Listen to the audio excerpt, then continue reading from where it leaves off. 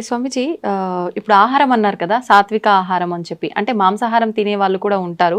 ఈ మధ్య కాలంలో అసలు మాంసాహారం తినాలని ఎక్కడ రాసి పెట్టలేదు. మాంసాహారం తినడం తప్పు, అది నిషేధం అని చెప్పి చెప్తున్నారు.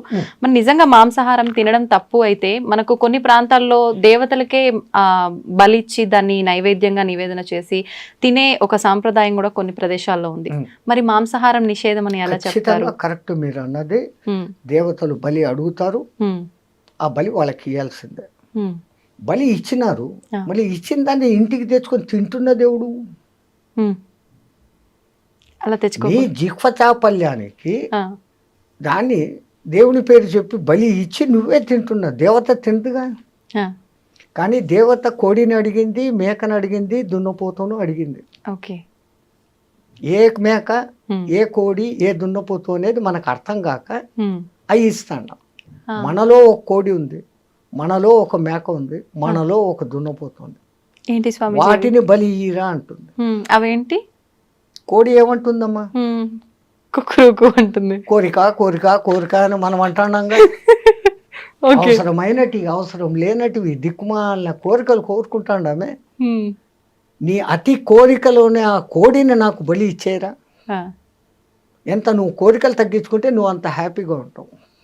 కోరికలు ఉండాల్సిందే.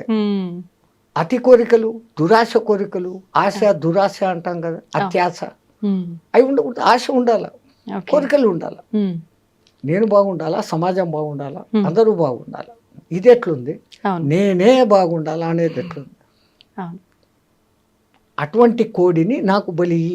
ఇంకా మేక అదేమంటుంది చెప్పండి? శబ్దం చేసి చూపించాలా స్వామీజీ? మే మే మే అంటుంది. మై మై మై, నాది నాది నాది.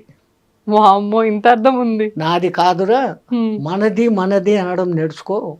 నీలో ఉన్న ఆ నాది అని అరిచే ఆ మేకను నాకు బలి. ఇంకా మీ తెలుగులో అంటారు, దున్నపోతు మీద వాన కురిసినట్లు. అవును అవును.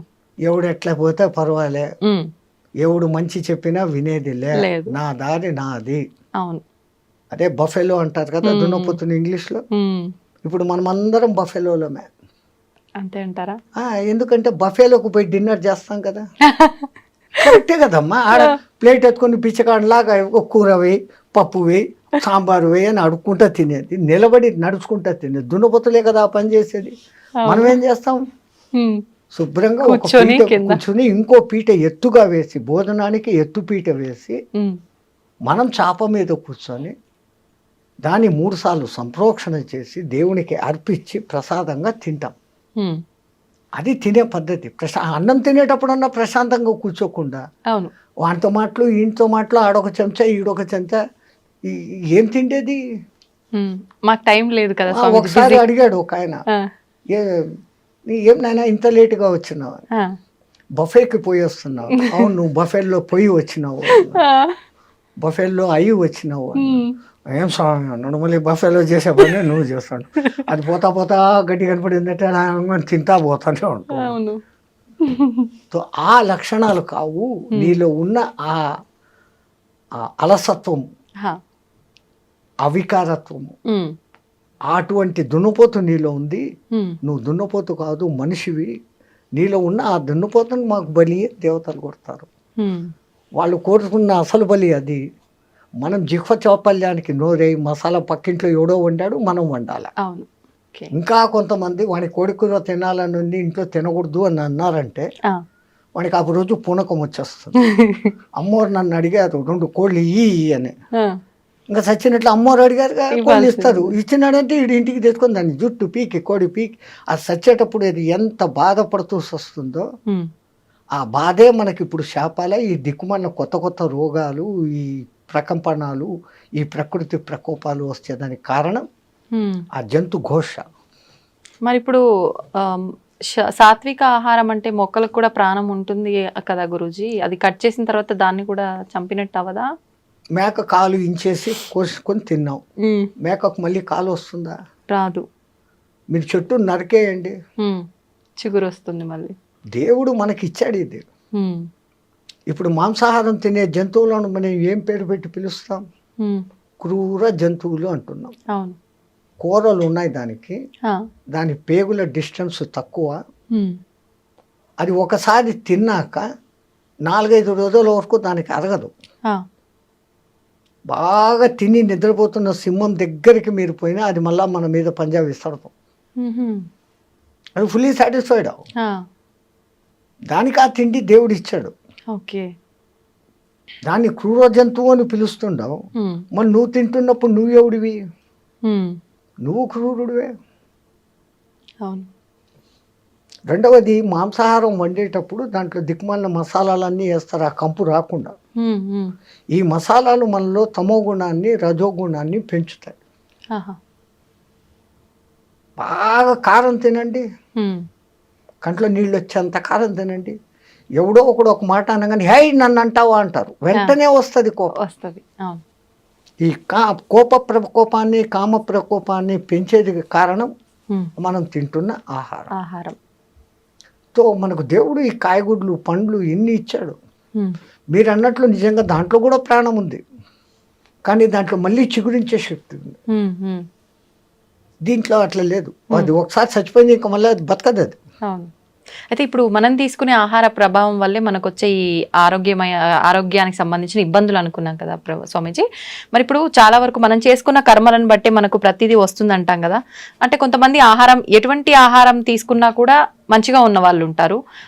అన్ని రకాలుగా మంచి పూర్తి హెల్తీ ఫుడ్ తీసుకున్న వాళ్ళు కూడా అనేక రకాల ఇబ్బందులకు గురవుతుంటారు. అది వాళ్ళ కర్మలను బట్టి ఉంటుంది. ఓకే. గత జన్మ కర్మానుసారం వాళ్ళకి ఏం జరగాలనో అవి జరుగుతూ ఉంటాయి. ఓకే. అయితే స్వామీజీ ఇప్పుడు ఈ రోజు పేపర్లో మీరు చూసి ఉంటారు, మ్, మ్. యాంటీబయాటిక్స్ ఎక్కువగా ఇస్తున్నారు జంతువులకు, అవి త్వరగా గ్రో కావాలని, అవును, అవును. ఎక్కువ బరువు తూగాలని. మ్, మ్. అవి ఆ బయోటిక్స్ దాని మాంస కణాలలోకి చేరి ఆ, మనం తింటున్నప్పుడు ఆ యాంటీబయాటిక్స్ మనకి నెగిటివ్ రోగాలు తెచ్చేదానికి కారణభూతమైతాండాయని సైంటిస్టులు చెప్తాండారు. Okay, okay. అంటే మాంసాహారం తినకుండా ఉండడమే ఉత్తమం. సరే, ఒక్కటి మీకు మాంసాహారం ఇష్టమే, మ్, ఆ జంతువులు తిన్నట్లే మేక పులి తిన్నట్లే, మేకను పులి తిన్నట్లే పచ్చి తినండి ఒకసారి. అమ్మా, అలా ఎలా సాధ్యపడుతుంది? బస్ హోగా, వెగటు పుట్టేస్తుంది ఒక్కసారి పచ్చిది మీరు తినగలిగినారు. ఒకవేళ ఒక 1/2 కిలో తిన్నారు అంటే 3 రోజులు అనారోగ్యంతో బాధపడతారు. It will not digest.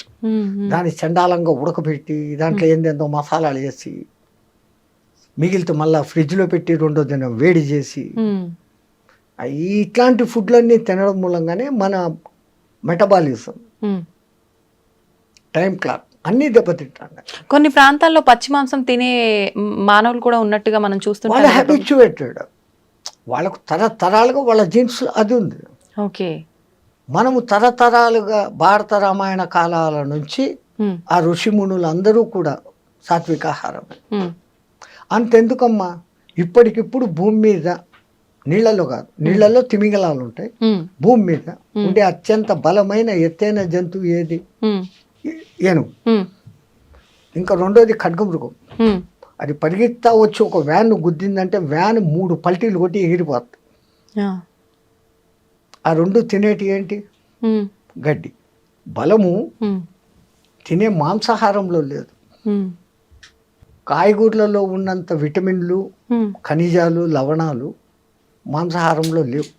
అన్నిటికన్నా విచిత్రము, ప్రపంచంలో ఏ జంతువు ఉడకేసి తినడంలే, అవి కంటద్దాలు పెట్టుకోవడంలే, చోటు మిషన్లు పెట్టుకోవడంలే. ఈ దిక్కుమాలనోడే పెట్టుకుంటున్నాడు. ఎందుకు అంటే ఉడకేసి తింటున్నాడు, సహజమైన తిండి తినడంలే.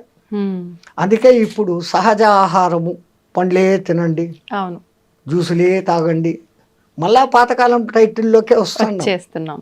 దునియా goal high, Phir Phir K ఉదర్ co he ఆ జాయేగా, మళ్ళీ అక్కడికే వస్తున్నాం. అయితే ఇప్పుడు ఆహారము మీరు చెప్పినట్టుగా ఆహారం పాతకాలంది రావటమే కాకుండా ప్రతిదీ కూడా వస్త్రాల దగ్గర నుంచి పాత్రల దగ్గర నుంచి ప్రతిదీ పాతకాలంవి మళ్ళీ ఇప్పుడు వస్తున్నాయి కదా స్వామీజీ. తప్పదు. ఇప్పుడు పంచకట్టు మళ్ళా పెద్ద ఫ్యాషన్. అవును. ఎవడో సినిమాలో హీరో కట్టుకున్నా అంటే ఇంక అందరూ అయితే అంతే.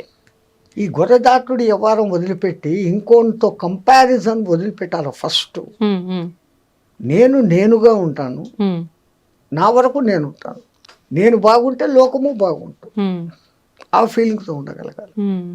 రెండవది న్యాచురల్గా ఏది వస్తుందో దాన్ని యాక్సెప్ట్ చేసుకోవాలి.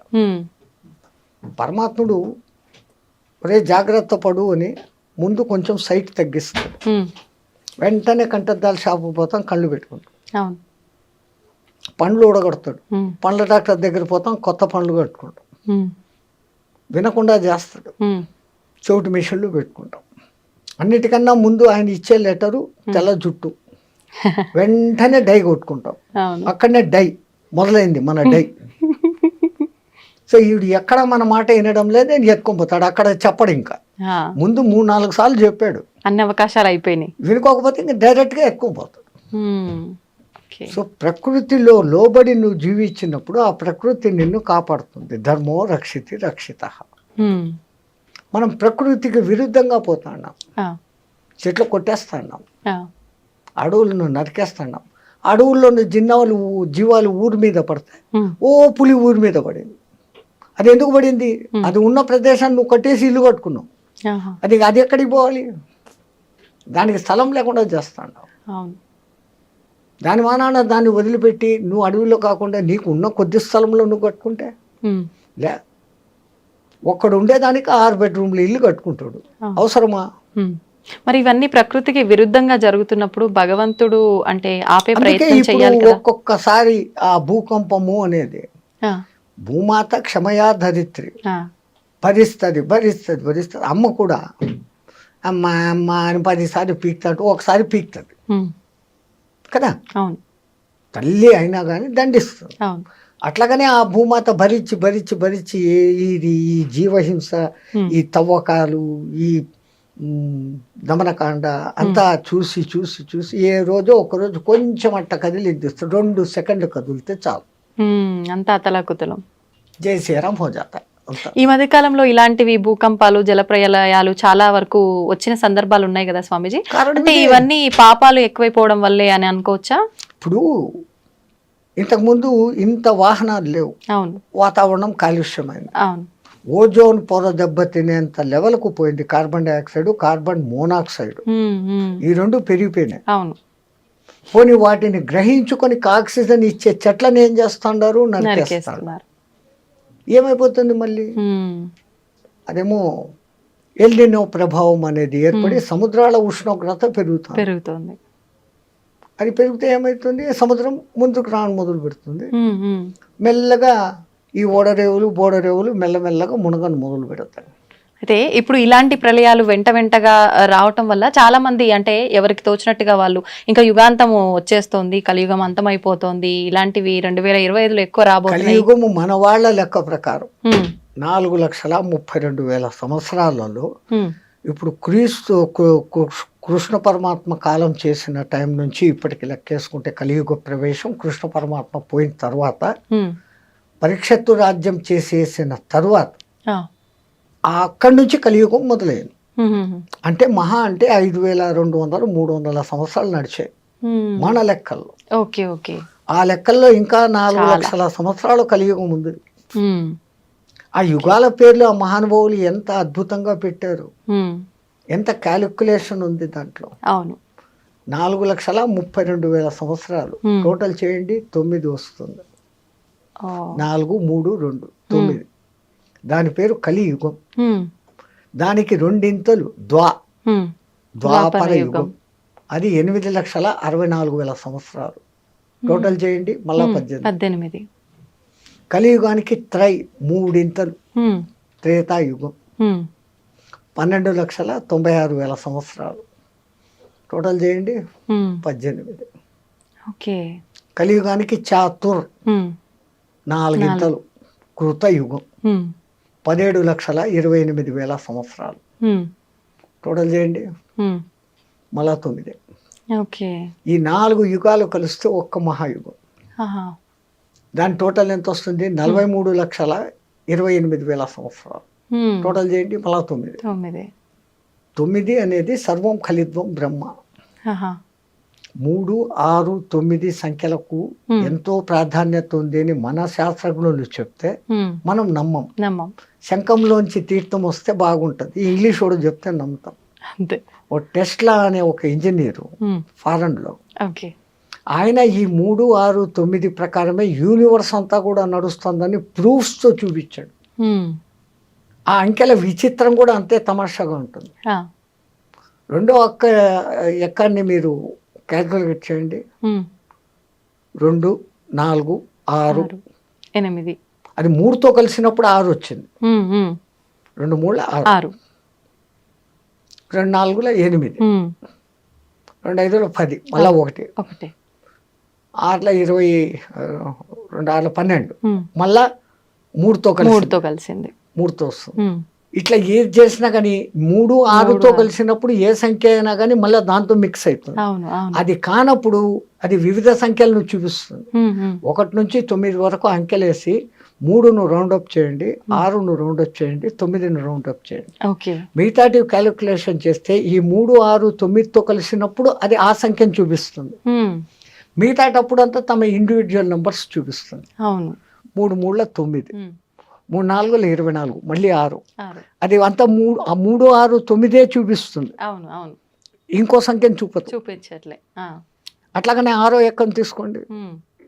6 2 12, 3, 6 3 18, 9, అవే రిపీట్ అవుతాయి. ఇంకా 9వ ఎక్కం అయితే మీరు ఎంత పెద్ద సంఖ్యని హెచ్చవేసి దాన్ని సింగిల్ డిజిట్కు తెస్తే ఇట్ విల్ బికమ్ 9. సర్వం ఖలిద్వం బ్రహ్మ, అంతా బ్రహ్మలో కలిగిపోతుంది అనే దానికి ఆ సంఖ్య సూచకం. సర్వం ఖలిద్వం బ్రహ్మ. అందుకే నవవిధ భక్తి మార్గాలు అని, నవగ్రహాలు. అసలు మన వాళ్ళు జపమాల 108 పూసలు ఉండాలి, అర్ధమాల 54 పూసలు ఉండాలి, నక్షత్రమాల 27 ఉండాలి. ఏది చెప్పినా కానీ 9. అట్లాగనే పూజలు అష్టోత్తర నామావళి, శతోత్తర నామావళి, అన్ని అష్టాదశ పురాణాలు, మహాభారతం 18 పర్వాలు. వ్యాసుడు వాడికి 18 సంఖ్య ఎంత ఇష్టం అంటే మహాభారతం 18 పర్వాలు, కురుక్షేత్ర సంగ్రామం 18 రోజులు, దాంట్లో అన్నిటికన్నా ఆణిముత్యం భగవద్గీత 18 అధ్యాయాలు. కురుక్షేత్రంలో పాల్గొన్న అక్షోహిణుల సంఖ్య 18, ఈ దిక్కు 11, ఈ దిక్కు 7 అక్షోహిణులు, 18 అక్షోహిణుల సైన్యం. అక్షోహిణి అంటే కూడా మళ్ళీ 9 వస్తుంది. ఇన్ని వేల రథాలు, ఆ రథాలకు ఇన్నింతల ఏనుగులు, ఇన్నింతల గుర్రాలు, ఇన్నింతల కాల్బలం అనే లెక్క ఉంది. ఆ లెక్క తీసుకుంటే మళ్ళీ అదంతా కూడా 9. ఆఖరికి మహాభారత యుద్ధం అయిపోయినాక మిగిలిన మహాయోధులు కూడా 9 మందే. అంటే ఇదంతా ఒక ప్రణాళిక ప్రకారం జరుగుతుందా స్వామీజీ? Universe moving along the calculation of 369. మీరు ఆయన టెస్లా గారి పుస్తకాలు రెఫరెన్సులు చూసి మీరు వచ్చింది కదా ఇప్పుడు ఈ గూగుల్ దాంట్లో చూసినారంటే ఆయన దాని గురించి ఇచ్చిన వివరణ బ్రహ్మాండమైన వివరణ. ఈవెన్ పిరమిడ్ నిర్మాణంలో కూడా 3 6 9ల కనెక్షన్ ఉంది. అంతెందుకు మన శ్రీచక్రం, అమ్మవారి శక్తులు 5, అయ్యవారి శక్తులు 4, 5 4 9. అసలు గురుపూసలు 108 పెట్టి ఒకటి గురుపూస అని పెడతారు, జపం చేస్తామంట. చేస్తే ఏమొస్తుంది అని అంటారు. ఇప్పుడు మన బతుకులంతా ఎక్కడున్నాయి? 27 నక్షత్రాల్లో ఉన్నాయి. ఒక్కొక్క నక్షత్రానికి 4 పాదాలు, 27 × 4 108. మనం 12 రాశుల్లో 9 గ్రహాల మధ్య బతుకుతాను. ఒక గురువు దగ్గర సరైన మంత్రదీక్ష తీసుకొని జపం చేస్తే నీ రాశి దోషాలు, నక్షత్ర దోషాలు, గ్రహ దోషాలు పోతాయి అనే దానికి ఆ సంఖ్యను పెట్టి ఆ అర్థంతో పెట్టినారు. అయితే ఇప్పుడు ఎవరికి తోచినట్టు వాళ్ళు ఇప్పుడు ఇలా వీడియోల రూపంలో ఎవరైనా చెప్పింది పట్టించుకొని ఆ మంత్రం కానీ శ్లోకం కానీ ఎవరికి వారంటే పలానా ప్రాబ్లంకి ఈ మంత్రం పారాయణ చేయండి, జపం చేయండి అని చెప్తూ ఉన్నారు. అలా ఎవరికి వాళ్ళు చేసుకుంటున్నారు గురు ఉపదేశం లేకుండా. అది నిజంగా ఫలిస్తుందంటారా స్వామీజీ? దాని ఫలితం చాలా లేట్ అవుతుంది. గురు ద్వారా తీసుకోబడినప్పుడు నేను ఇప్పుడు గురు ఛత్ర ఛాయలో ఉన్నాను, నాకు ఒక గురువు ఇచ్చినాడు అన్న ఒక సగం బలంలో ఎంట్రీ అవుతుంది. అవును, పుస్తకాలు చూసేసి ఎవడో టీవీలో చెప్పేశాడు అది వినేసి చేసుకుంటే అది కాదు. గురుమంత్రం ఇవ్వడము ఎంత విధానం పెట్టారు మన పెద్దలు. ముందు వాడు మంత్రం తీసుకునేకి అర్హుడా కాదా అనే దానికి ఆ కాలంలో కొంతకాలం నా దగ్గర సేవ చేయి, ఆ తర్వాత నీకు దీక్ష ఇస్తాననే వాళ్ళు గురువులు. ఊరికి ఇచ్చే వచ్చి ఏదో 10,000 డబ్బులు తీసుకో దక్షిణ, ఇన్ని పండ్లు బట్టలు తీసుకో, ఇచ్చే మంత్రం అంటే ఇచ్చేస్తాండారు. అందున నీకే దేవుడు ఇష్టమో అడిగి ఆ మంత్రం ఇస్తాండారు. అట్లా జరగదు ఆ కాలంలో. అసలు ప్రశ్నోపనిషత్తులో ఎంత అద్భుతంగా చెప్పాడమ్మా. గర్గముని కొడుకు, గౌతముని కొడుకు, ఒక రాజు కొడుకు, ఇట్లా 6 మంది మహర్షులు అడవిలో పిపిలాద మహర్షిని వెతుక్కుంటూ వస్తారు. ఆయన కనపడినాక దండ ప్రమాణాలు చేసి చేతికి దర్భలు ఇస్తారు. ఆ కాలంలో అది సవిత్ప్రాణి అయిపోవాలా. వాళ్ళకేం కావాలా? ఆవులు, గడ్డి, ఈ 2 కావాలి. ఎవరు నాయన మీరు అంటే, నేను ఫలానా ఆయన కొడుకు, నేను ఫలానా. అమ్మ అంత గొప్ప వాళ్ళ కూర్చోండి అని వాళ్ళకి ఆర్ఘ్యపాదాలు ఇచ్చి, ఏంటి నన్ను ఎత్తుకుంటే ఎక్కడికి ఎందుకు వచ్చారు? వాళ్ళు అంటారు, మాకు కొంచెం అనుమానాలు ఉన్నాయి, మా తండ్రులను అడిగాం, వాళ్ళు మాకు తెలీదు, ఆ పిప్పిలాదుడు తప్ప ఇంకెవడు చెప్పేవాళ్ళు లేడు, మీరు ఆయన్ని పోయి పట్టుకోండి అన్నాడు, మేము వెతుక్కొని వచ్చాం, మాకు ఆ సమాధానాలు కావాలా. రావడం, సమాధానాలు అడగడం, నేను చెప్పడము, అంతేనా? గురు శిష్య సంబంధం లేకపోతే కాదు. కొన్నాళ్ళు నా దగ్గర సేవ చేయండి, ఆ తర్వాత మీ అనుమానాలు ఏదో అడగండి. ఒక బాంబు వేశాడు అక్కడ, నాకు తెలిస్తే చెప్తాను అన్నాడు. 1 సంవత్సరం నా దగ్గర సేవ చేయండి, సేవ చేసినాక మీ ప్రశ్నలు అడగండి, నాకు సమాధానం తెలిస్తే చెప్తాను. మనం ఈ కాలం వాళ్ళం ఏమనుకుంటాం? సంవత్సరం సేవ చేస్తాం, అడుగుతాం, నాకు తెలుదురా అన్నాడంటే మన గతి ఏం? సంవత్సరం పాయా. మన మెంటాలిటీ. వాళ్ళు ఆజ్ఞాపించండి గురుదేవ, ఏం చేయమంటారు? నువ్వు ఆవులు మేపకరా, నువ్వు సమిధలు తీసుకురా, నువ్వు గోశాల శుద్ధం చేసి సంథింగ్ డ్యూటీలు చెప్పేస్తున్నారు. వీళ్ళు డ్యూటీల్లో సర్వనిమగ్నం అయిపోయినారు. సంవత్సరమైన సంగతి కూడా తెలియదు. ఒక దినం సాయంత్రం 4 గంటలకు వాళ్ళంతా ఆవులు మేపుకొని అంతా వచ్చి కూర్చున్నప్పుడు, నాయన స్నానం చేశారండి, మీరేదో ప్రశ్నలు అడుగుతామన్నారు కదా. ఆ సంవత్సరం అయిపోయింది, గురువాడు అయిపోయింది అన్న. ఇలా స్నానం చేస్తారు, వచ్చినారు, మీ ప్రశ్నలు ఏదో అడగండి, నాకు తెలిస్తే చెప్తాను. మళ్ళీ మొదటిది, వీడు అసలు నా దగ్గర పనిచేసే అర్హుడా కాదా, ఈ సంవత్సరంలో వాని మెంటాలిటీ ఏంటి, వాని మనోక్షేత్రం శుద్ధమైందా లేదా. మనస్సు అనే పొలం, క్షేత్రం శుద్ధం చేయిందా, వీడు అర్హుడు అని ఆయనకు అనిపిస్తాడు. అప్పుడు అంటాడు. కానీ రెండోసారి నాకు తెలిస్తే చెప్తాను అని చెప్పడం, నాకే తెలుసు అన్న గర్వం ఎవరికి ఉండకూడదు. అప్పుడు అంటాడు, ఒకడు అడుగుతాడు, ఈ జీవుడు రాకేంటి, పోకేంటి, చంద్ర మార్గం ఏంటి, సూర్య మార్గం ఏంటి, ధూమ మార్గం ఏంటి, అసలు పురుషులలో షోడశ పురుషుడు అంటాడే ఎవడు అతను, ఇట్లాంటి మహత్తరమైన ప్రశ్నలు మళ్ళీ వేస్తాడు. ఇంకా అదంతా పెద్ద విషయం. ఈ సంగతి ఎందుకు చెప్తున్నానంటే, ఒక గురువు ముందు శిష్యుణ్ణి శోధన చేస్తాడు. ఇప్పుడు ఫీజులు తీసుకొని స్కూళ్ళల్లో కూర్చొని జీతాలు తీసుకొని 30 మందిని వేసేసి మేకమందలాగా చెప్పి ఇడిచిపెట్టడం కాదు. అప్పుడు ప్రతి ఒక్కడు వింటున్నాడా లేదా, వానికి అర్థమైందా లేదా, వాడు ఏ స్థాయిలో ఉన్నాడో వానికి ఆ స్థాయిలో నేర్పించు, తనంత వాడిని తనకన్నా మించిన వాడిని చేసేవాళ్ళు ఆ కాలంలో గురువులు. ఇంకా వాడు మంత్రదీక్షకు అర్హుడు అనుకున్నప్పుడు ఏకాంతానికి తీసుకుని వెళ్ళి ఒక బట్ట వాని చెవు మీద వేసి, ఆ చెవులో గురుమంత్రం 3 సార్లు మీ చేత చెప్పిస్తాడు. ఎందుకంటే అక్షర దోషం లేకుండా పలుకుతున్నాడా, లేకుంటే ఏదైనా అక్షర దోషంతో పలుకుతున్నాడా. అక్షర దోషం ఉంటే ఏమవుతుంది స్వామిజీ? ఏమన్నా దోషమా మళ్ళీ? అది చాలా దోషం. మరి ఇప్పుడు మాలాంటి వాళ్ళమంతా తెలిసి తెలియక ఎవరైనా మంత్రం చెప్పగానే మాకు ఎలా తోస్తే అలా చదివేస్తున్నాము. అది మన పూర్వీకులు చాలా జాగ్రత్త పరులమ్మా. రాబోయే కాలాలలో ఈ పుస్తకాలు ప్రింటింగు వస్తుంది, అవి చూసేసి ఎవడికి వాడు మంత్రాలు చదివేస్తాడు. ముద్రా రాక్షసం జరుగుగా కానీ ఒక శాపం పెట్టేస్తున్నారు, ప్రింటింగ్ మిస్టేక్. సో నువ్వు ఒకటి చదవాల్సింది ఇంకోటి చదువుతావు. నువ్వు 1000 సార్లు 1,00,000 సార్లు చదివినా అది నీకు సిద్ధించదు. ఒక్కొక్కసారి ఉల్టా కూడా చూపించేస్తుంది ప్రభావం.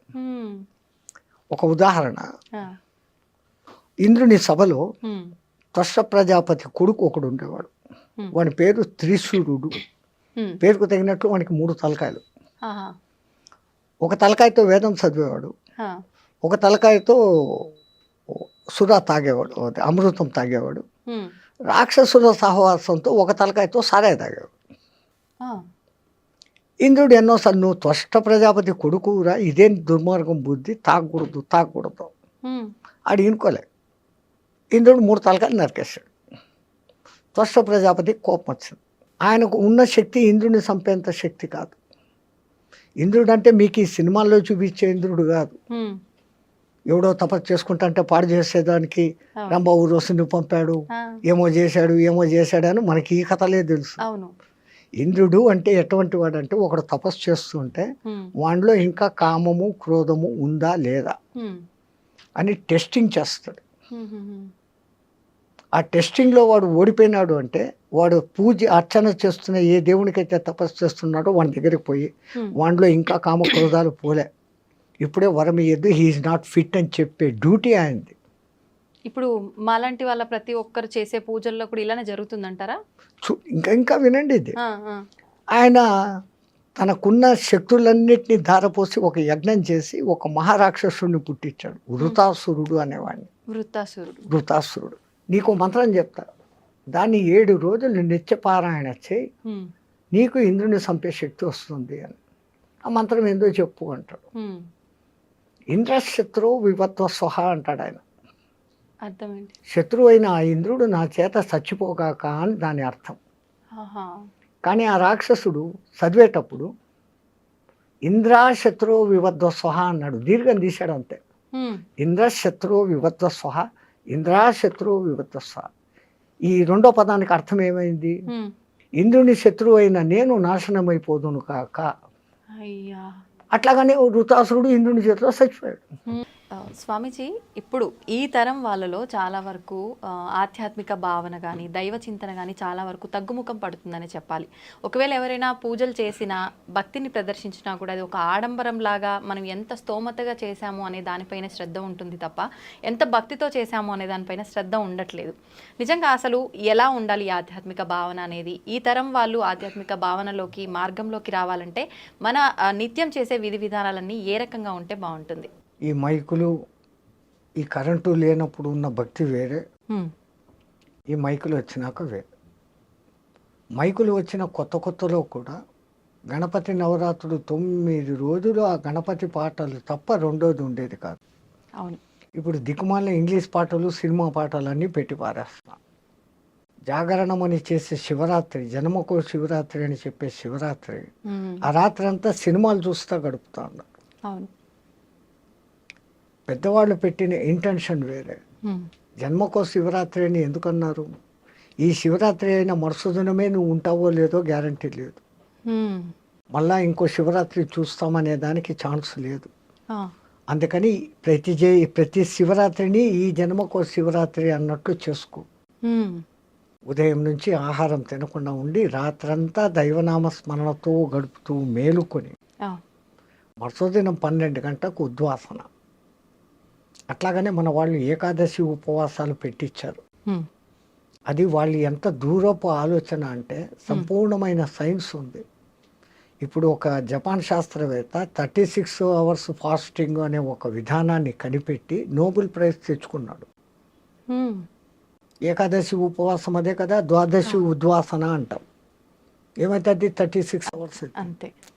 36 అవర్స్ మీరు ఎప్పుడైతే ఫాస్టింగ్లో ఉంటారో మీ మెటబాలిజం తనను తాను రెక్టిఫై చేసుకుంటూ మీలో రెసిస్టెన్స్ కెపాసిటీని పెంచే గుణాలు దానికి వచ్చేస్తాయి ఆటోమేటిక్గా.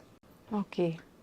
ఈ విషయం మన వాళ్ళు కనిపెట్టే పండుగలకు నువ్వు మధ్య మధ్యలో ఈ ఉపవాసాలు ఉండు అన్నారు.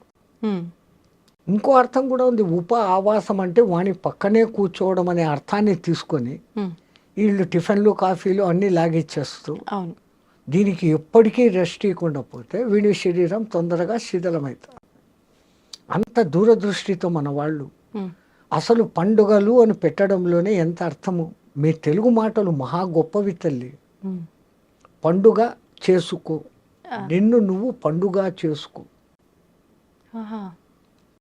చెట్టులో ముందు మొగ్గ తొడుగుతుంది, మొగ్గ ఉండొచ్చు, రాలిపోవచ్చు.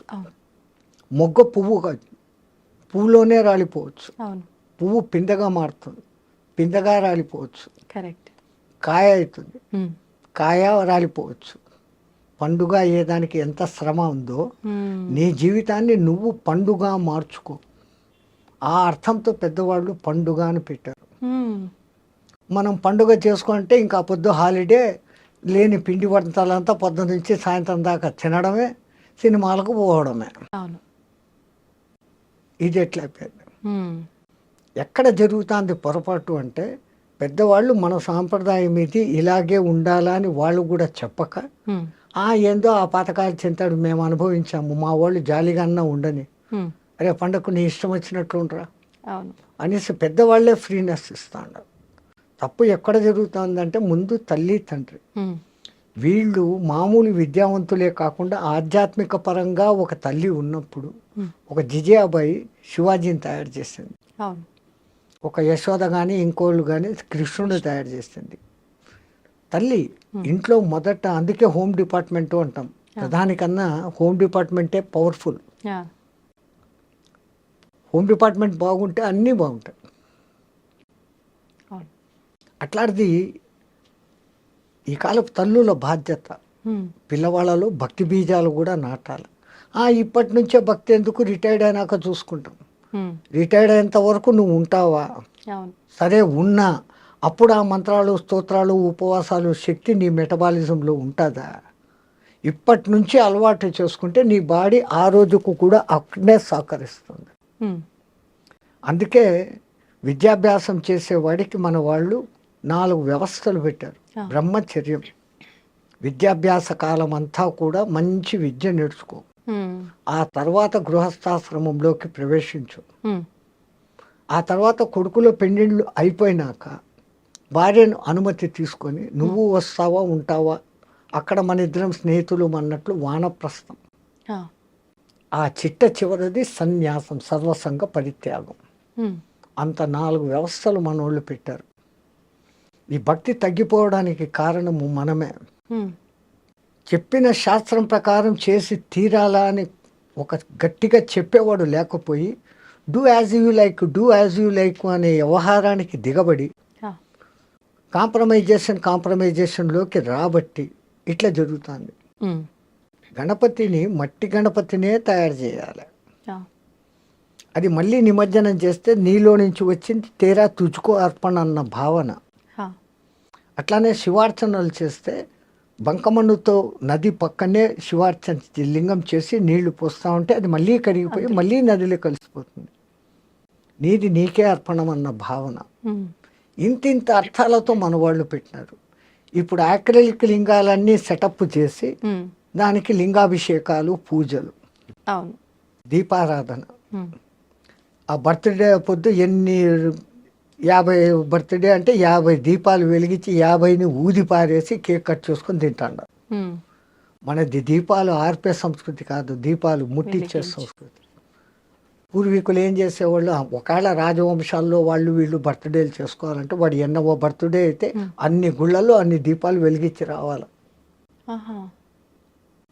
దీపం జ్యోతిపర బ్రహ్మ దివ్యన సాధ్యతే సర్వస్వం దీపం సర్వతమోవహ అని దానికి చెప్తూ ఆ దీపం వెలిగించాలి. ఒకప్పుడు సూర్యభగవానుడు మునిగిపోతా అయ్యో నేను పోతా ఉండనే, రాత్రి చీకటి అయిపోతే ఈ జనాలంతా ఏమవుతారు అనుకుంటే ఒక చిన్న దీపం చెప్పిందంట, డోంట్ వరీ డోంట్ బాదర్, నేనున్నాను, నువ్వు బోట్ రెస్ట్ తీసుకో, రేపు పొద్దున రానిందంట. ఇంత చిరు దీపం చాలు కదా ఈ గది అంతని వెలిగించేదానికి. ఆ దీపం వెలిగించుకునే దాంట్లో ఎంత అర్థం మన వాళ్ళు పెట్టారు మీకు చెప్పే ఉంటాను, మళ్ళీ చెప్తాను. ఒక దేశంలో ఒక కొంచెము మంచి జ్ఞాని అయినా కానీ అప్పుడప్పుడు తిక్క ప్రశ్నలు వేసే రాజు ఒకడు ఉండేవాడంట. ఈ జనాలకందరికీ సభలో ఉండే వాళ్ళకు భయం, వీడు ఏ పొద్దు ఏ తిక్క ప్రశ్న వేస్తాడో, సమాధానం చెప్పకపోతే జైలు, కొరడా దెబ్బలు, రాజు ఏమనేకి లేదు. అట్లా బిక్కు బిక్కుమంటా అన్న ఒక దినము ఈయనకి తిక్క ప్రశ్నలు వేసే మూడు వచ్చింది. సభలో అందరూ జాగ్రత్తగా వినండి, నాకు 3 అనుమానాలు వచ్చాయి, దాన్ని తీర్చాల. వీళ్ళ గుండెల్లో రాయబడింది. వీడు ఏం అడగబోతాం, 3 ఒకటి కాదు, ఒకటి అడిగితేనే చెప్పలేము. అడగండి మహారాజా అన్నారు, ఇంకేం చేయలేక. దేవుడు ఎక్కడ ఉన్నాడు, దేవుడు ఎటువైపు చూస్తూ ఉంటాడు, నేను ఈ ప్రశ్న అడిగి మీరు సమాధానం చెప్పేటప్పుడు దేవుడు ఏమి చేస్తూ ఉంటాడు, ఈ మూడింటికి సమాధానాలు చెప్పండి. ఎవడు చెప్తాడు? పోయింది మన బతుకులు అయిపోయినాయి అనుకున్నాడు. అప్పుడు రాజు ఇట్లా ఏళ్ళు తిప్పి తన ఆస్థాన పండితుకు ఏళ్ళు చూపించాడు. నువ్వు చెప్పు అన్నాడు. వాడు ఇంకా పండితుడుగా తెలివైనడు. రాజా ఏమన్నా సామాన్య ప్రశ్నలా అడగంగానే చెప్పేసేదానికి 2 రోజులు టైం అయింది, ఈ లోపల కూడా మర్చిపోతాడులే అనుకున్నాడు ఈయన. 2 రోజులు కాకపోతే 3 రోజులు టైం తీసుకో, 3వ రోజు నువ్వు చెప్పాల్సిందే. ఈయన అప్పుడు సభ అయిపోయింది, ఇంటికి వెళ్ళాడు, దిగులుగా కూర్చున్నాడు. ఆయనకు రోజు పాలు పోస్తే గొల్ల పిల్లవాడు ఒకడు, 12 ఏళ్ల పిల్లవాడు అని వచ్చాడు. పాలు తీసుకున్నాడు. మహారాజా ఎప్పుడు దేదీప్యమానంగా మీ ముఖం వెలిగిపోతుంది, ఈ టైంకి మీరు 20 మందికి సత్సంగం చెప్పేవాళ్ళు, నేను పాలు పోసేసి బయట కూర్చొని వినేవాడిని, ఇప్పుడు ఎందుకు మీ ముఖం డల్గా ఉందని. ఏందో నా సమస్యలు లేరా పో అన్నాడు. అయ్యయ్యో నాతో చెప్పచ్చు కదా. అరే మా రాజు ఉన్నాడా తిక్కలోడు, ఇట్లా 3 ప్రశ్నలు అడిగాడు, ఏం చెప్పి సవాలా? ఏంటి ఆ ప్రశ్నలు? నీకెందుకు రా, ఇన్ని రోజులు మీ సత్సంగం వింటాను స్వామి, ఏమో చెప్పండి అన్న. ఈ ప్రశ్నలు అడిగినాట. దేవుడు ఎక్కడ ఉంటాడు, ఏ దిక్కు చూస్తూ ఉంటాడు? ఆయన ప్రశ్న అడిగి నేను సమాధానం చెప్పేటప్పుడు ఏం చేస్తుంటాడు, ఈ 3 చెప్పాలంటారా? ఆ పిల్లోడు ఉంటుకొని ఓ సింతేనా, దీనికి మీ వరక, రేపు పొద్దున్న సభకు నన్ను తీసుకెళ్ళండి నేను చెప్తాను అన్నాడు. ఒరే నాకైతే జైల్లో వేస్తాడరా, నీకైతే కొరడా దెబ్బలు కొడతాడు, లేకుంటే తలకాయ తీసేస్తాడు, అది ఏం చెప్తారో నువ్వు అన్నాడు. ఈడ చెప్పను, ఆనే చెప్తా, వానికే చెప్తా, బుద్ధి చెప్తాను. నేను మీ శిష్యుణ్ణి, మీ సత్సంగాలు విని విని ఇంత బలం వచ్చింది నాకు, నేను చెప్తాను. నీ కర్మ ఏం చేస్తావు చేసుకొని మడసదన్ను సభకు తీసుకుని పోయినాడు. ఏమయ్యా 3 రోజుల టైం అడిగి ఇప్పుడే వచ్చినావు, ఈడెవడు గొల్లపిల్లోడు, ఓ చిన్న గొచ్చి పంచ, ఒక తుండుగుడ్డ, వచ్చి ఎట్లా కర్ర, ఈడెవడు. రాజా అంత మాత్రం చిన్న ప్రశ్నలు మా అంతటి గురువుని అడుగుతావా, నేను చెప్తాను దానికి సమాధానాలు అంట పిల్లోడు. రే చెప్పకపోతే ఏందో తెలుసాను, ఈ తర్వాత సంగతి అడుగు అన్న. ఈయన 3 ప్రశ్నలు అదంతా దేవుని వ్యవహారం ప్రశ్నలు. మరి దేవుని ప్రశ్నలు అడిగేటప్పుడు ఇంత ఒక దీపం వెలిగాలా, ఇంత ప్రసాదం పెట్టాలా, పాలన్నా పెట్టాలి కదయ్యా అన్నాడు. అట్లనా ఉండండి అంటే తప్పెట్టు పెట్టాడు. రే ఒక మంచి నెయ్యి దీపం పట్టుకురండి, ఓ గిన్నెడు దోసెడు పాలు తీసుకురండి, 2 ఆడబెట్టాడు. రే వచ్చిందిరా నైవేద్యము దీపం 2 వచ్చినాయి. ఇప్పుడు మళ్ళీ అడుగు ఏందో నీ ప్రశ్న. దేవుడు ఎక్కడ ఉంటాడు అని. నీ ప్రశ్నకు సమాధానం చెప్తా కానీ నేను ఒక ప్రశ్న అడుగుతాను, దానికి సమాధానం చెప్పాను. నేను ప్రశ్న అడుగుతాను, నువ్వు ప్రశ్న అడుగుతావు ఏమరా, చెప్పు. నువ్వు పండితుడివి కదా, చెప్పు అన్నాడు. ఏందో అడుగు. ఈ పాలలో నెయ్యి ఎక్కడుంది అన్నాడు.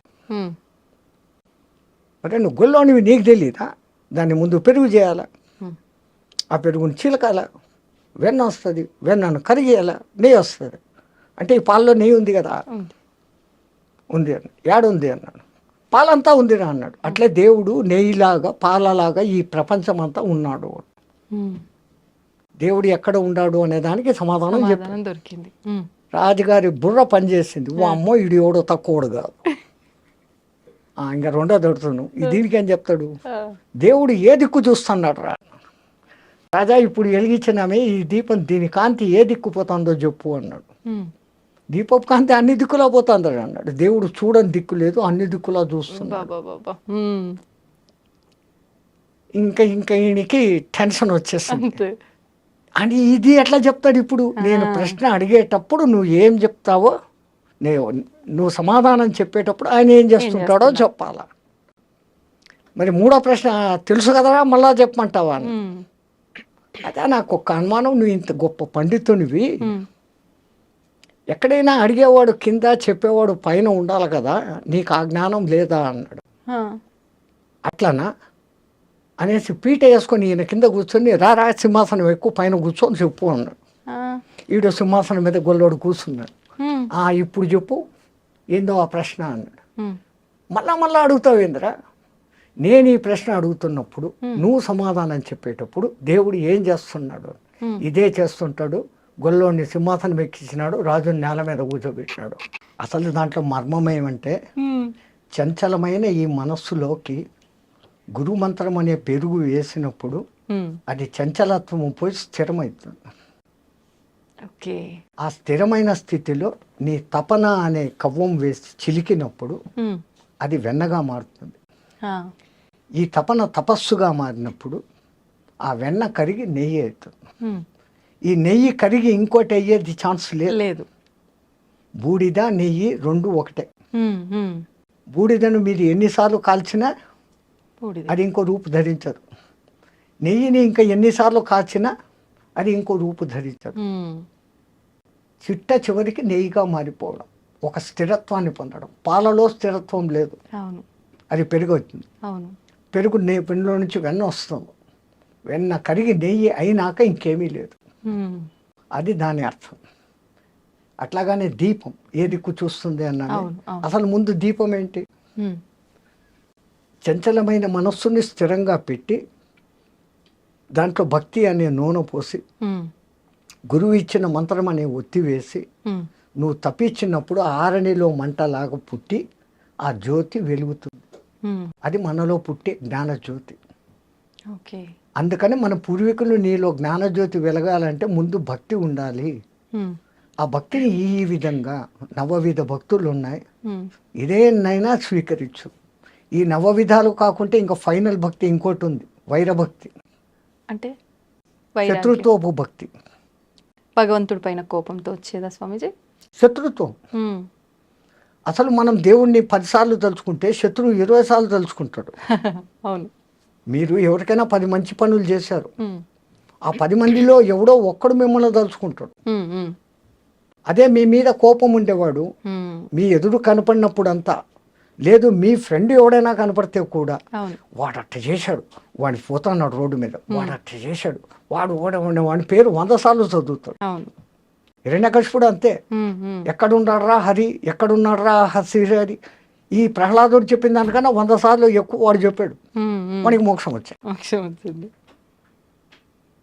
అనన్య భావంతో భగవత్ చింతనం, ప్రతిఫలాక్ష లేపకుండా దేవుని చింతనం అంతవరకే చేయాలి. కానీ లాభాల కోసము ఫలితాల కోసము మనం దేవుణ్ణి చింతన చేస్తాను. గుడికి పోయినా మనం చేసే పని ఇదే. భక్తిభావం జనాల్లో ఉండాలా అని గుడి అనే వ్యవస్థ, గుడి కాదు దాని పేరు ఆలయం, అందులో లయం అన్న పేరు పెట్టారు. ఆలయం. ఆ ఆలయ నిర్మాణం ఎట్లుండేది? పెద్ద గాలిగోపురం ఉండేది, లోపలికి వచ్చినాక బలిపీఠం ఉండేది, ధ్వజస్తంభం ఉండేది, ఆ తర్వాత సంగీత మండపం ఉండేది, దాని తర్వాత నృత్య మండపం ఉండేది, ఆ తర్వాత దర్శన మండపం ఉండేది, ఆ తర్వాత గర్భగృహం అనేది ఉండేది. ఆ గర్భగృహంలో చీకటి ఉండేది, ఒక చిన్న దీపం, దేవుడు కనపడకుండా ఉంటాడు. మనం పోతే పూజారి కర్పూర్ సే ఉస్కో కర్పూరంతో హారతి ఇచ్చినప్పుడు ఆ పైనుంచి ఆ పబ, ఆ దివ్యమంగళ రూపము, ధరించిన ఆయుధాలు, కాళ్ళు అన్నీ చూపించుకొని ఆ చూసిన దాన్ని అంతా కళ్ళ నిండుగా చూసి అక్కడ మళ్ళీ పైన ధ్యాన మండపం అని ఉంటుంది. అక్కడ కాసేపు కూర్చొని ధ్యానించుకో, నువ్వు చూసిన దాన్ని ధ్యానించుకొని మన పెద్దోళ్ళు ఇంత గొప్ప వ్యవస్థ పెట్టినారు. అంటే భగవంతుని దర్శనం తర్వాత కాసేపు గుళ్ళో కూర్చోవాలి అనడానికి అర్థం ఇదేనా స్వామీజీ? అయితే నువ్వు కన్నారా ఏమి చూసినావో, ఏ ఆయుధాలకు ఏ అర్థము, ఎందుకు ఆమె ఆయుధాలు ధరించింది, ఆమె అతడు ఆయన. విష్ణువు అయితే శంకు చక్రాలు ఉంటాయి, ప్రధానంగా ముందు ఆ 2 కనపడతాయి. శం ఖం, శుభకరమైన ఆకాశం. ఖం అంటే ఆకాశం, శం అంటే శుభకరం, ఖం అంటే ఆకాశం, మంచి ఆకాశం. ఆ భావనతో నువ్వు చూసినప్పుడు ఆ దేవుని యొక్క సుదర్శనం, మంచి దర్శనం అవుతుంది. సుదర్శనం చక్రం కాదు, సుదర్శనం. అందుకే గజేంద్ర మోక్షంలో కలడు వాడు కలడు లేడు అని ముందు మొత్తుకొని ఆ తర్వాత ప్రాణములు ఠావులు తప్పే నువ్వును తప్ప ఇహపరంబులను ఎరంగని కావవే వరద అని అడిగినప్పుడు ఆ కరి మొద ఆలకించి ముందు ఆయన పంపింది ఏంది? సుదర్శనం. దానికి ముందు వీనికి దుష్ట దర్శనం. నేను ఆ భార్యలు చూస్తుండారు, నేను రాజును, డామ్ డూమ్ అని ఎగిరినాడు. సుదర్శనమైనప్పుడు అవును. జరిగింది. దాని పేరు సుదర్శనం. ఉమ్, అట్లాంటి భావనతో నువ్వు చూసి ఆ భావనలన్నీ అనుకొని అక్కడ కూర్చోరాలి. ఇంత గొప్ప వ్యవస్థ పెట్టారు. అవును.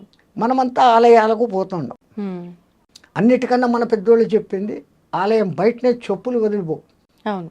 ఆ చెప్పులు వదలడంలో వాళ్ళ అర్థం ఏంటి? ఉమ్, ఆ చెప్పులను వదిలేసినట్లు నేను కలెక్టరు, నేను ఆడ, నేను మగ, నేను బ్రాహ్మణ్, నేను క్షత్రియ, నేను వైశ్య, ఉమ్, ఇవన్నీ ఏది కాదురా.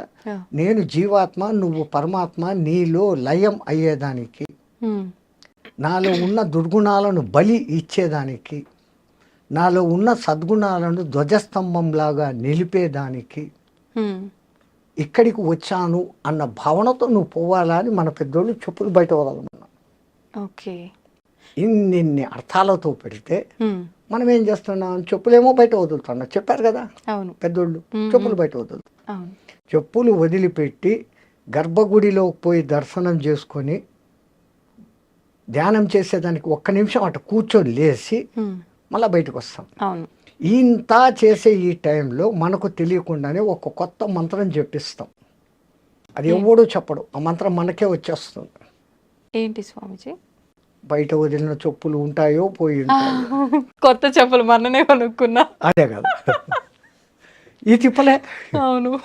మళ్ళా వాడు అక్కడ ₹2 అడుగుతాడే అని ఆడిచ్చాం. అవును. ఎన్నో గుర్తుగా ఒక బండ కింద చెట్టు కింద దాపెడతాం. ఆ దిక్మాలను ₹2 వానికి కూడా ఇచ్చేది బుద్ధిలే. అవును. ఇంత ఈ బుద్ధులు పెట్టుకొని వాడి దగ్గరికి పోయి మళ్ళా ఆడ వాడిని రికమెండేషన్లు అడగడాలు. ఆ, మా మొగుడికి ప్రమోషన్ 3 ర్యాంకుల ప్రమోషన్ వస్తే 3 టెంకాయలు కొడతా. ఉమ్, కొంపదీసి 2 ర్యాంకులు వచ్చినాయి అనుకో, 2 టెంకాయలు. 1 ర్యాంకు వచ్చింది అనుకో, 1 టెంకాయ. ర్యాంకు రాలేదు అనుకో, అసలు టెంకాయ కొట్టాం. ఈ డిమాండ్ చేయడం అనేది కరెక్టే అంటారా స్వామీజీ? ఉమ్, మనమంతా ఒక ₹10 టెంకాయ కొట్టేసి 50 లక్షలు మారుతి కారు ఇంటి దగ్గర ఉండాలని కోరుకునే రకాలు. అవును. వానికి ఎప్పుడు ఇవ్వాలా, ఎక్కడ ఇవ్వాలా, ఎంత ఇవ్వాలా, ఎప్పుడు ఇవ్వాలా, నీ కర్మను బట్టి ఏది ఎప్పుడు రావాలా ఖచ్చితంగా తెలుసు. ఉమ్, వాడు ఇచ్చేది ఇస్తాడు. అడిగితే దొరికేది ఇంతేనమ్మా, అడగకుంటే ఇంత దొరుకుతుంది. ఓకే. ఎవరో ఒక గురువు గారు ఉమ్, ఒక ఊరికి వెళ్తూ పర్సు పోగొట్టేసుకున్నారు. ఆ, ఈ ఊర్లో ఎవరిని అడగాల? ఉమ్, ఆయన గొప్ప గురువు, పేరు ప్రతిష్టలు ఉన్నాయి, మానం ఉంది, అభిమానం ఉంది. ఉమ్, ఎవడైనా నా ఒక్క శిష్యుడు కనపడితే ఉమ్, వాడిని అడగవచ్చు, అర్హుడు కదా అనుకొని చూస్తా పోతున్నాడు. ఉమ్, ఆయనకు దూరంలో నిజంగానే ఆయన శిష్యుడు ఒకడు కనపడ్డాడు. ఉమ్, అయ్యో మా గురువుగారు వస్తాడారు, ఆయనకి ఏదైనా దక్షిణ ఇస్తే బాగుంటుంది అని ఆయన దగ్గర ఉన్న పెద్ద నోట్ల కట్టల్లో నుంచి 10 తీసి పక్కన పెట్టి పై జోబులో పెట్టుకున్నాడు రెడీగా. ఆహా, ఆయన ఎదురు వస్తున్నాడు, ఈయన వస్తున్నాడు. గురుగారు నమస్కారం. నాయన చిరంజీవ, అరే నాయన ఒక చిన్న సమస్య వచ్చిందిరా, ఉమ్, నేను పక్క ఊరికి పోతే మా ఊరు ₹100 టికెట్కు డబ్బులు కావాలరా. ఉమ్, వీడు అడిగినాడు కాబట్టి ఆ, వాడు 1000 ఇవ్వదలుచుకున్నాడు. ఉమ్, ఆ 1000లో నుంచి 100 తీసిస్తాడు. అరే, ఉమ్, వీడు అడగకున్నానంటే అవి ఇచ్చేవాడు. భగవాన్ కా భీ వహీ హోతా హై, దేవునికి కూడా అదే ఉంటుంది. కానీ పెద్దలు ఒక సామెత చెప్తారు కదా స్వామీజీ, అడగంది అమ్మాయిన అన్నం పెట్టదు కదా అది అమ్మే మరి కాదు. అని.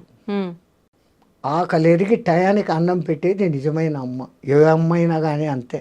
పిల్లోడు ఆడుకుంటూ అంటాడు, వాడు తినే టైం అయిందని చెప్పి రా రా అని లాక్కొని వచ్చి కుక్కేస్తుంది. ఉమ్, అది తల్లి ప్రేమ, అన్కండిషనల్ లవ్. ఉమ్, ఉమ్, ప్రపంచంలో అన్ని లవ్లు బూటకం, అన్నిటి వెనకాల స్వార్థం ఉంది. ఉమ్, తల్లి ప్రేమ ఒక్క దాంట్లోనే నిస్వార్థత ఉంది. అవును. పెంపుడు జంతువుల ప్రేమలో కూడా నిస్వార్థత ఉంది. ఉమ్, అవి చూపించేంత అఫెక్షన్ మన సొంత బిడ్డలు చూపరు. అవును. ఒక కుక్కను మీరు పెంచుతారు, 4 రోజులు ఊరు వదిలిపెట్టిపోయి రండి, ఉమ్, ఎట్లా మిందపడి చుట్టూ తిరిగి ఎంత అది అవును. ప్రేమ చూపిస్తుంది అది. నిజం స్వామీజీ. మన పిల్లలు ఏం చేస్తారు? ఏం తెచ్చినావు నాన్న? బొమ్మలు తెచ్చినావా, చాక్లెట్లు తెచ్చినావా, బిస్కెట్లు తెచ్చినావు, బట్టలు తెచ్చినావా? Um, exchange, love exchange, money. Um, but unconditional. వాడు కొడుకు మంచోడా చెడ్డోడా, డబ్బులు ఇచ్చాడా ఇలేదా, ఉమ్, తల్లి ఆకలి చూస్తుంది. ఉమ్, వాడు ఏ సమయంలో ఎవడు 10 మంది కొడుకులు ఎవడు ఏ కూర రుచిగా తింటాడు, అవును. ఏది ఎక్కువ తింటాడు, ఏ తక్కువ తింటాడు, ఎవడికి ఏ టైంలో పెట్టాలా, ఉమ్, ఉమ్, అన్నీ ఆ మహాతల్లి భరించి చూసుకొని చేస్తాను. ఉమ్, ఈ ప్రపంచంలో ఇంకా ఉంది అంటే ఒక్కటే ఒకటి తల్లి ప్రేమ, అన్కండిషనల్ లవ్. ఉమ్, అందుకే మన పూర్వీకులు మాతృ దేవో భవ అని మొదలుపెట్టినారు. అవును. ఆ తల్లి 9 మాసాలు మూసి కంటది, ఆ తర్వాత తన రక్తాన్ని పాలుగా పాసి వానికి వేస్తుంది, వాని మలమూత్రాలు అసహించుకోకుండా ఎత్తుతుంది, ఉమ్, వాడిని బాగా జోలలో వేసి నిద్ర పుచ్చి అప్పుడే తింటామని కూర్చొని మొదటి ముద్ద నోట్లో పెట్టుకోగానే ఉమ్, ఈ పులియారగాడు అమ్మ ప్రేమ అన్నం చూస్తుందా బిడ్డను చూస్తుందా అని వాడిని గిచ్చుతాడంట. భగవంతుడు. పులియారు మా అంటే గణపతి. ఉమ్, ఉమ్, వాడు కొయ్య అనగానే ఈమె చేయి వదిలేసి కడుక్కొని లేసిపోతుంది పరిగెత్తే. అవును. వాడు అప్పుడే గలీజ్ చేసి ఉంటాడు, ఉమ్, ఉమ్, తీసి కడిగి శుద్ధం చేసి మళ్ళీ వచ్చి కూర్చొని అప్పుడు తింటుంది. వాడు అనను మొదలు పెట్టంగానే అమ్మ అను, మా అమ్మ అను మొదట అక్షరాలు నేర్పే మొదటి గురువు తల్లి. వానికి అన్నీ కొంచెం తెలిసి వచ్చి నాకుదో ఈడు మీ నాయన అని చూపిస్తే వాడు నాయన. అవును. తల్లి ఎవరిని చూపిస్తే వాడు నాయన, ఇంకోటి కాదు. Correct. అట్లాగని వీడి మేమామ లోకంలో బంధుత్వాలు పరిచయం చేసి ఆ లౌకిక విద్య గురువు దగ్గరికి అప్పగిస్తుంది. ఉమ్, వాడి అదృష్టం బాగుంటే ఆధ్యాత్మ గురువు తగులితే వాడు పైకి వస్తాడు. ఉమ్, మళ్ళీ ఈ తల్లి పెంపకంలో ఎక్కడ లోపం జరిగినా వాడు ఆధ్యాత్మికంలోకి పోలేడు. ఉమ్, వాడిని ఆ వయసులో నుంచే ఆధ్యాత్మికం బోధించేది తల్లి, వానికి ఆ టైంలో నుంచే భక్తి బోధించేది తల్లి. ఉమ్, లీలావతి కడుపులో వాడు ప్రహ్లాదుడు ఉన్నప్పుడు నారదుడు పక్కకు తీసుకెళ్ళి ఆ భక్తి కథలన్నీ వినిపిస్తే ఆడు విన్నాడు, హా, అంత భక్తుడైనాడు. కడుపులో ఉండడానికి వినిపిస్తే వస్తుందా అని ఎగతాళి చేసిన వాళ్ళు ఇప్పుడు అవును. బిడ్డలు మ్యూజిక్ వింటున్నారు, దానికి ఆనందిస్తున్నారా అని ఎక్స్పెరిమెంట్లు చేసి కనిపెట్టినారు.